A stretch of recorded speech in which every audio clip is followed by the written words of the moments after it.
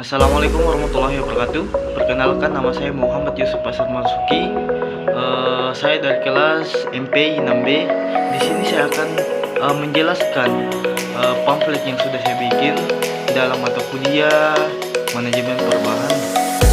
Baiklah, langsung saja kita mulai. Yang pertama ada judul, yaitu model pendekatan dalam perubahan. Nah, pendekatan yang pertama adalah pendekatan behavioral. Nah, pendekatan behavioral adalah pendekatan yang menekankan pada dimensi pada kognitif individu, yang menawarkan berbagai metode yang berorientasi pada tindakan, membantu mengambil langkah-langkah yang jelas dalam mengubah tingkah laku. Yang kedua adalah pendekatan kognitif. Nah, pendekatan kognitif adalah suatu rancangan atau konseling yang pendekatan yang berfokus pada berpikir dan proses mental dalam modifikasi atau mengubah tingkah laku, dan sering melibatkan pelatihan, pengembangan keterampilan, kontrol pikiran, serta proses-proses dalam teknik yang berorientasi kognitif lainnya. Nah, selanjutnya adalah pendekatan psikodinamis. Nah, psikodinamis adalah pendekatan yang melibatkan pemahaman pendalam tentang emosi seseorang dan proses mental lainnya.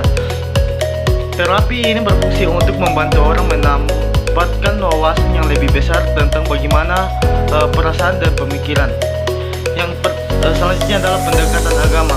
Pendekatan ini adalah melihat gejala-gejala keagamaan yang dapat dijelaskan melalui ilmu jiwa, seperti bagaimana keyakinan agama tersebut terlihat pengaruhnya dalam perilaku penganutnya. Selanjutnya ada langkah-langkah dalam perubahan. Nah, tahapan pertama memutuskan untuk melakukan perubahan manajemen atau decade. Tahapan kedua adalah melakukan persiapan dalam rangka melakukan perubahan atau prepare. Tahapan ketiga adalah melakukan peluncuran atau perubahan atau launch. Tahapan keempat adalah mengimplementasikan perubahan atau expand. Tahap kelima adalah melanjutkan implementasi perubahan atau sustain. Selanjutnya yang ketiga, fungsi perencanaan pendidikan. Fungsi pertama adalah memberikan pengarahan. Tujuan pertama ini dibuatnya perencanaan adalah untuk memberikan pengarahan yang baik dan terarah untuk manajer maupun karyawan. Selain itu, adanya perencanaan membuat karyawan dapat mengetahui target apa yang harus mereka capai, dengan siapa yang harus bekerja sama, dan apa yang harus dilakukan untuk mencapai tujuan dari organisasi. Yang kedua, mengurangi ketidakpastian. Hadirnya perencanaan juga bertujuan untuk mengurangi hal-hal yang tidak pasti. Bila seorang manajer membuat sebuah rencana, ia dipaksa harus melihat jauh ke depan, meramaikan perubahan apa yang terjadi, memperkirakan efek dari perubahan tersebut, serta menyusun rencana untuk menghadapi perubahan. Yang ketiga adalah meminimalisir pemborosan. Hadirnya perencanaan juga bertujuan untuk mengurangi hal-hal yang tidak pasti. Bila seorang manajer membuat sebuah rencana, ia dipaksa harus melihat jauh ke depan, meramalkan perubahan apa yang terjadi, memikirkan efek dari perubahan tersebut, serta menyusun rencana untuk menghadapi perubahan. Yang keempat adalah masalah dalam pengembangan organisasi. Nah, masalah yang pertama adalah iklim organisasi. Mengacu pada suasana atau atmosfer yang dirasakan oleh anggota organisasi, yang terdiri dari persepsi mereka tentang norma, nilai, prinsip, dan praktik yang berlaku dalam organisasi. Yang kedua adalah resistensi budaya. Resistensi adalah suatu sikap atau tindakan menolak, menyangka, atau menghalangi, menentang daripada anggota organisasi untuk berpartisipasi atau bekerja sama dengan organisasi seiring dengan upaya untuk melakukan perubahan. Yang selanjutnya adalah project staffing.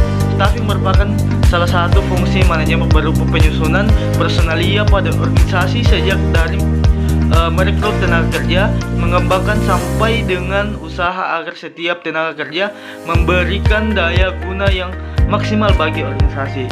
Yang selanjutnya adalah kehilangan orientasi.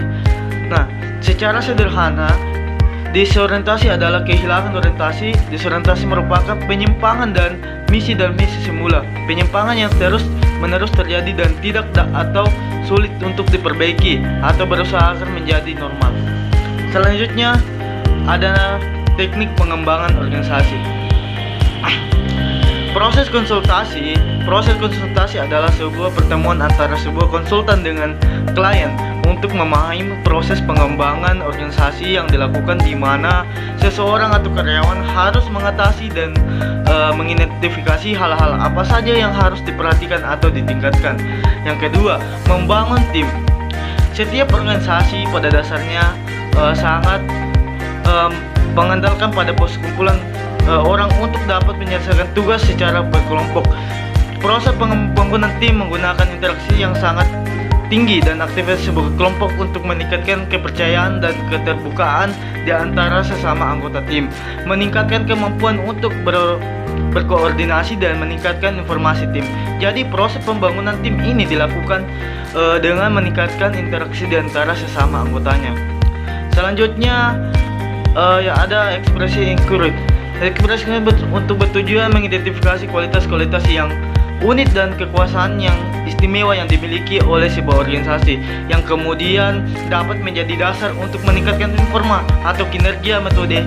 Metode ini sedikit berbeda dengan metode pengembangan organisasi yang lain, karena ekspresi encourage tidaklah menekankan pada permasalahan-permasalahan yang terjadi, tetapi menekankan pada kesuksesan sebuah organisasi.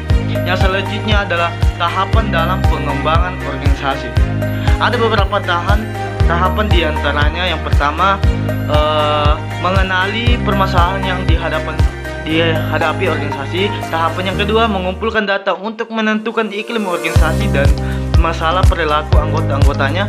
Tahapan ketiga, melakukan umpan balik dari data tersebut dan konfirmasi. 4. Perencanaan strategi yang melakukan perubahan. Yang kelima, meningkati sistem dalam organisasi.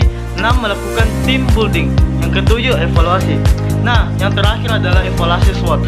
Kekuatan. Yang pertama adalah kekuatan strength, memungkinkan sebuah organisasi atau perusahaan untuk memanfaatkan peluang besar, memberikan keuangan atas persaingan.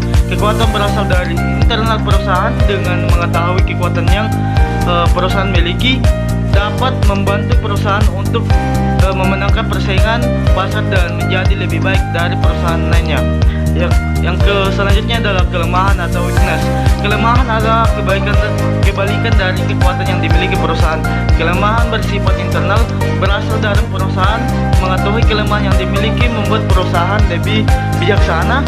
Tidak berusaha yang sempurna. Dengan mengetahui dengan menerima kelemahan, maka perusahaan dapat memperbaiki dan menjadi lebih baik.